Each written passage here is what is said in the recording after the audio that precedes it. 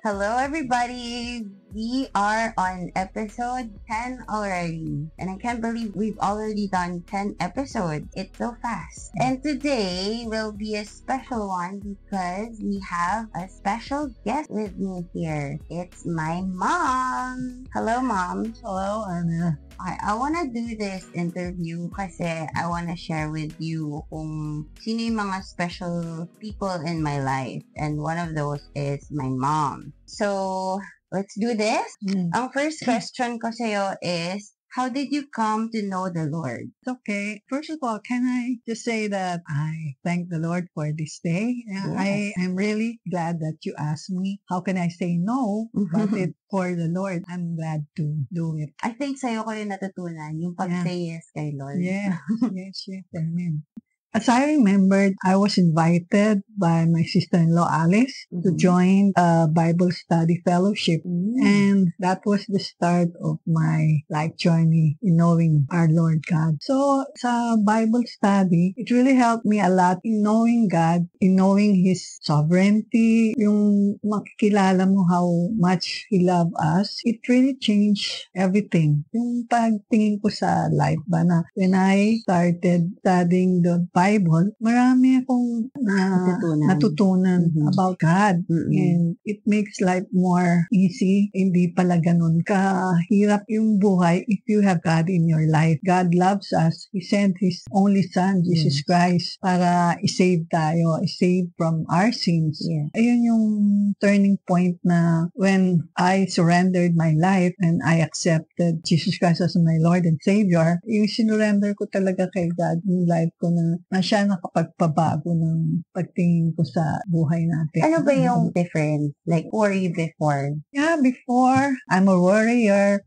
Madali akong yung anxiety na nandyan masyado akong problematic. Everything I do only involves me. I can say that God is not included in my life. Wala talaga siya noon. So, wala ka pang parang prayer life? Yeah, wala. Tapos, ang priority ko, family talaga. More important to me is taking care of my family. May na-feel akong pagbabago talaga sa buhay ko na I felt joy, merong peace, something na unexplainable. Unexplainable na hindi ko masabi that time how I felt na basta meron na bago. Karoon ako ng peace of mind kasi yun yung nag-depend ako kay God, hindi na yung ako. It's not me anymore. It's about God. Yung lahat ng decision ko, I place God first. Yung priority is God now and family. Na-build yung trust ko sa Kanya kasi in studying His Word, doon ko talaga na-feel yung amazing love niya, amazing grace sa tao. Sabi ko, ang sarap pala pagka ma-feel mo yung love ni God na you let Him into your life. Nagiging kalma ka ba? While here on earth kasi marami talagang trials yan While we're here on earth, trials, difficulties, but since you know na nandyan si Lord, promise siya na hindi kanya iiwan or pababayaan. So, it gives me strength to face everything. Basta, I know that God is with me all the time. Natutunan ko na mag-depend sa Kanya. Lift up everything. Sabi niya, lift up your burdens and I will give you rest.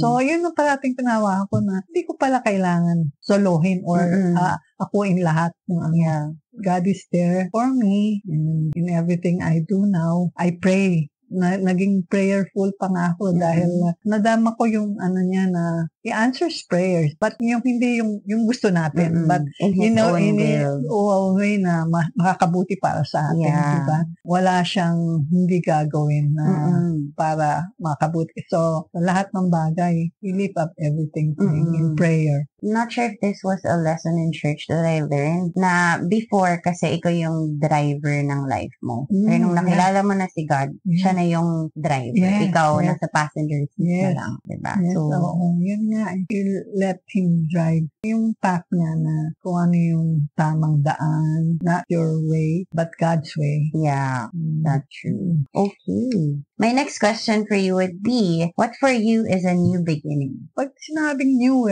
it means parang bago lahat.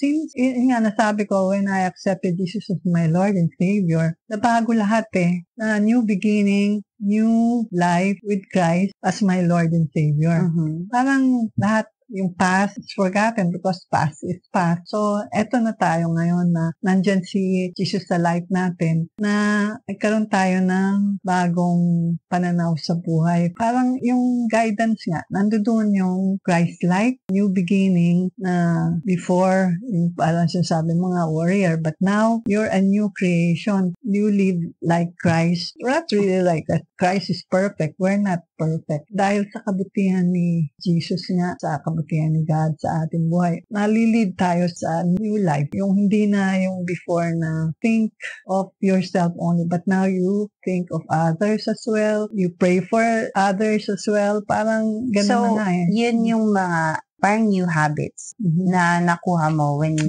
when you accepted God. Yeah. Like, you become more prayerful, you become more considerate to others, diba? More anything, more patience, more compassionate to other people. Yung parang nagiging mindful ka ba sa ibang tao? Especially in how they live, in my mind, sana they have the Lord also. Lord God in their love. Yes. Yun ang ano natin ngayon. I always pray to God na sana I can share His word, His goodness to other people. And now, here it is. God is answering my prayer. I really thank God. Prayer. Yeah. I like that, no, yung talagang you experience your new beginning with God. So, with regards to that, can I ask, how is your relationship with your family members? Pwedeng sa amin, pwedeng kay daddy, or what? I can say na nandyan na si God sa life ko. I'm always thankful. I always praise God and thank Him na He has given me this family na even my daughter, Anna, is now a Christian, a follower and believer of Jesus. Buong family niya, husband and son, and also my second son, Michael, and his family. They are now serving the Lord. So, I'm still praying for my husband. I know there is God guiding him. He's in the process of, in the process, and also my elder son. I know God is working as I pray for them all the time na sana ito nga yung verse na naisip parati na yung Joshua 24, chapter 20, verse 15. Yung sinasabi dito, but as for me and my household, we will serve the Lord. Trusting God, God will make a way. Sana kaming buong family na will come to serve the Lord. Yes. In God's time. Amen. We'll keep on praying for that and my brother. Yeah. Anything else you want to share to our listeners, Ma?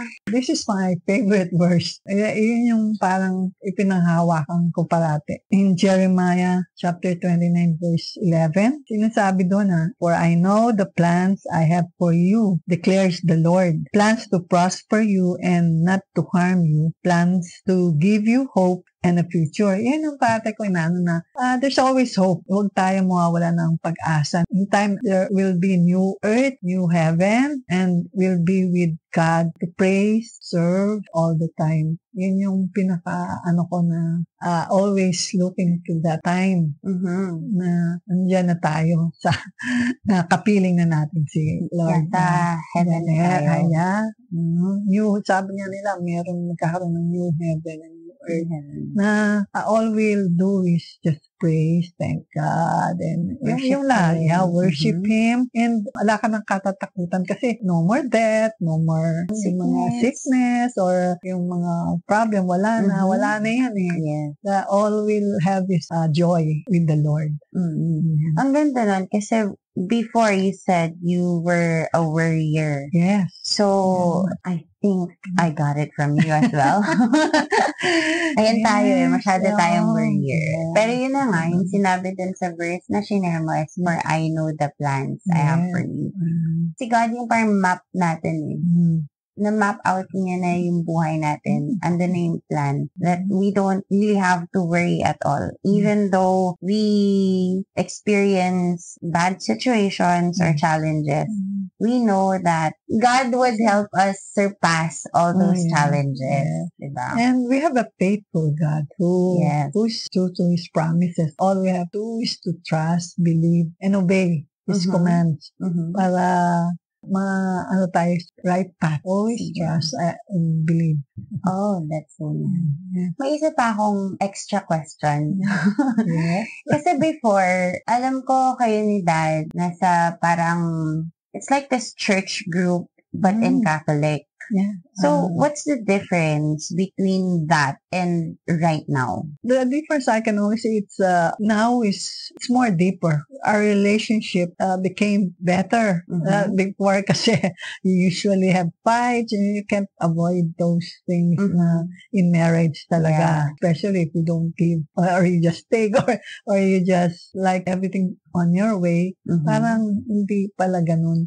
Since you're married, you're one, and with God, mas nakita ko yung change nung we included God in our life. We have fights, but it's not serious one. Parang ano lang, na we get to know more about each other also. Dahil nga nagiging patient ka sa bawat ano mo, na yan, give ni God sa'yo. Yung sa husband, love your wife. Yung wife naman, how do you say submit to your husband. Yes. So, parang give and take, parang mga ganun na ano na you really have to work out everything. Basta, pag merong mga problems or ano, you have to communicate. Kasi ako sometimes when I'm mad, I just leave.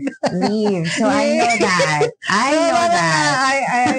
parang na guys, no kung more, kanino ako nagmana. no more, parang no more hurt because pag na-hurt ka talaga, sometimes ka na. Pero now, as I see it, nag-mature yung way of namin ngayon. There's more patience with each other, more understanding. Ano yung pumapasok sa utak mo? Kasi you said before, you like to leave the room whenever you're in fight. So, ano yung naiisip mo? Why nawala sa'yo yung paglayas? There's more, yung love. Na-build up yung love mo because you love God. So, ito ang gusto ni God. Maging isa kayo. Parang as husband and wife, you're one with God. Parang hindi mo tatakasan. You have to face it. You know na nandyan si God. Dahil yun ang gusto niya. You're married to each other. Diba? What God has joined together. Walang maka-separate. Separate. Yeah. So, you have to deal with each other. Diyan yung pag-usapan nyo, maging more understanding, hindi nga pwedeng kung ano lang yung gusto mo. Because God, you know that God is there. You always ask for God's God guidance. God, give me more patience, give me more understanding, give me parang kailangan natin si God. Kasi I think as humans, it's so hard. Lalo na for us females. Yes. We have hormones. We have we are so deep into our feelings that sometimes it's really hard to let go of it. Kaya talagang, I get that. We really need to pray and trust God. Lalo na if we're in situations na we cannot control. Yeah. You'll pass that. Talagang dumadaan dun eh. As your mom, I reach this age, parang ang ko lang sa'yo just have God, focus on God. Yung parating, yun nga sabi mo, we really need God. Or kasi we're just human. Yeah. We make errors, we make mistakes. But with God, on our side, tayo gina-guide niya tayo. Sa, diba yung verse, yun? Yung I can do all things through Christ who strengthens me. Yeah. Yun talaga So, marami ka pang pagdadaan. Marami ba talaga? Buti na lang nandyan ka para i-guide ako. If not for God, I don't know if I can hold on to this marriage this long. I mean, because mayroon talagang time na I gave up, but God has a different plan for us. Yeah. Diba? Sabi ko, ayoko na, I don't know. But God, I can see yung plan ni God God has a different plan na He wants us to be together as family, not to give up. Okay, so we're gonna wrap this up, guys. It's been such a Yeah. It's been such a blessing having these people in my podcast. Thank you. Thanks for tuning in. Catch you next Monday for more new beginnings. Take care and God bless.